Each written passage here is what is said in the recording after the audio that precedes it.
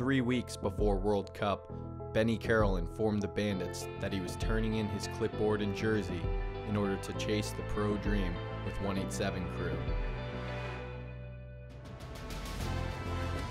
Without a captain or coach, Brett Messer stepped up as the leader of the Blue Squad, and the Red Squad elected to go democratic and freewheel in the pits.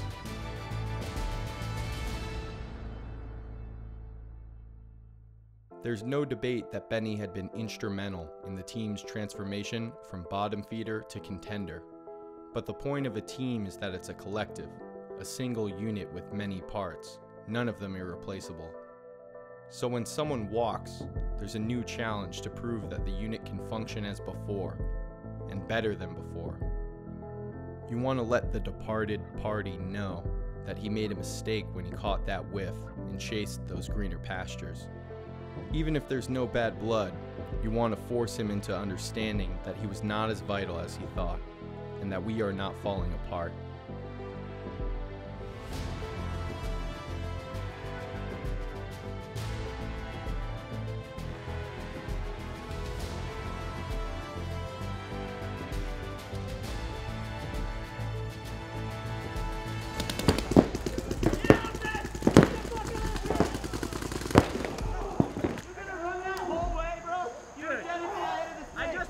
I saw him by the time you put me in, I shot the move, you fucking idiot. Yeah, and I shot him when you shot me. Hey, you didn't get shot in the back corner beginning of the game. Took off down the field. He's standing right here with a fucking camera. You got shot right here.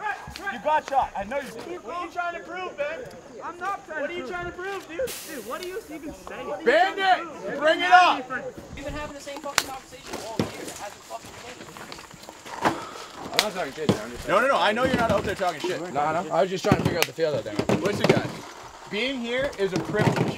These guys do not need to be practicing with us. So everybody needs to chill the fuck out. I don't care if you got shot extra times. I don't care if you think you shot a guy. Relax. We have a good opportunity here, and they're not going to want to keep practicing us if we're out there bitching after every single point. So everybody chill the fuck out and be here to learn, please. Okay? Thank you. Brett started off as the bus driver and started playing local events with another team, practicing with us on occasion, but he wasn't a player on the team. He became a player on the team this year and became the captain and the head honcho on blue.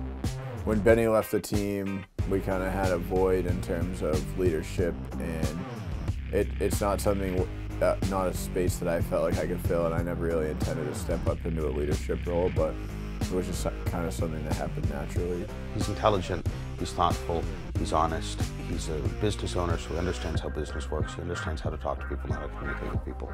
You know, it seemed like he'd get a little out of hand once Benny left. You know, it started getting a little worse because he was definitely somebody that kept us all together, you know, in that sense, so. Without Ben there as kind of like a center for everybody, like bringing everybody together, maybe not just one person, but you know, we have to step up into these roles. Listen, Ben's a good coach. Ben does some things that are unconventional, but Ben's also been very good at turning this team into a much better team than it has been in the past. At the same time, Ben is not the be-all, end-all, because while Ben did come up with the concept of playing low, Ben didn't come up with any of those bounce shots that were fucking us up in Virginia Beach. So different people will see different things. And the more people you can talk to, whether it's Grayson at BKI or the guys in 187 or Ben or whoever, the more people you can talk to, the more of those little hidden nuggets you're going to find. We're just going to have to do a little bit more work to get there. Rather than just be, you know, off talking about something not paintball related, be immersed in what we're trying to accomplish, because, I mean, we have to make up these little inches that we're giving up by Ben being gone. And he's a great set of eyes that's now gone. So everybody's got to pick that up. Once they get dominance, he can switch over to the snake side. He can switch over. Shoot him the entire way up the break, all the way up into the bunker. Because there's no point of him shooting halfway through. He's not going to shoot anybody.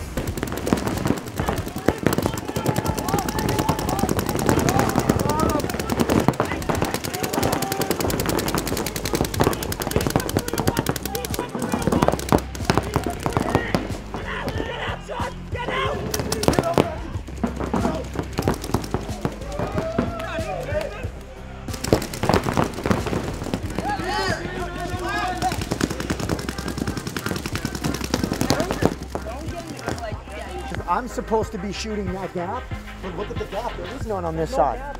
No, it's none. But go to the other side. It's a huge hole. So we got to move that or do something, or keep that. This guy should be playing heads up. It should be playing heads up. Okay.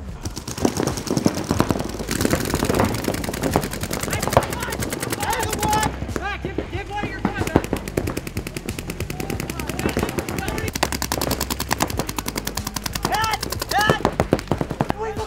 Weasel 3! Turn it down, one out!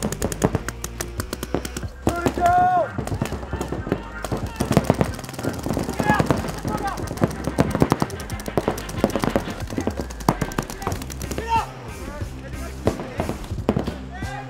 I just checked it off real quick, but I stayed on the snake. It's all good, because when you switch, I just went back to him, and I ended up shooting him out anyway, so.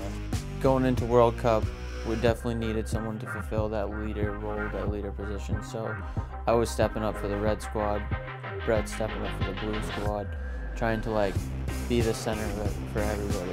I mean, we definitely are in that mode of trying to win, you know, and win every point. So, it's, you know, right before the event. So yeah, we were trying to win. You know, maybe we shouldn't have been more about winning and just focusing on getting our stuff down, because we know we can play, and it just, you know, got ahead of hand, but we kind of simmered back down and started bringing it together at the end. So after winning sevens practice, we really felt confident going into Cup. They beat up on us, but you know, we do a few things well, and then it gives us confidence to do those things well in Division 2.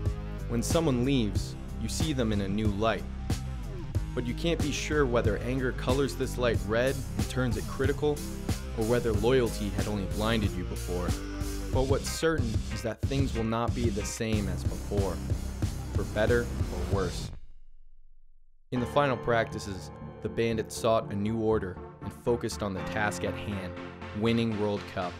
They had something new to prove.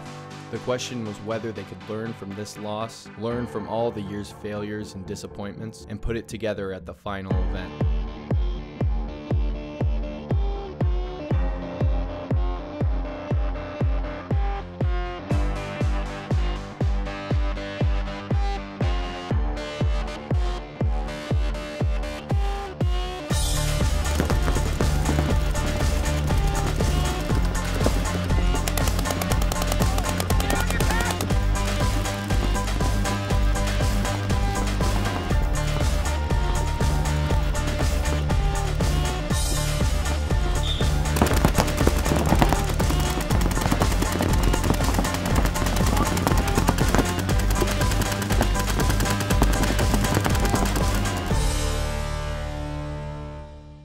When you step on the field at World Cup, you remember where you came from.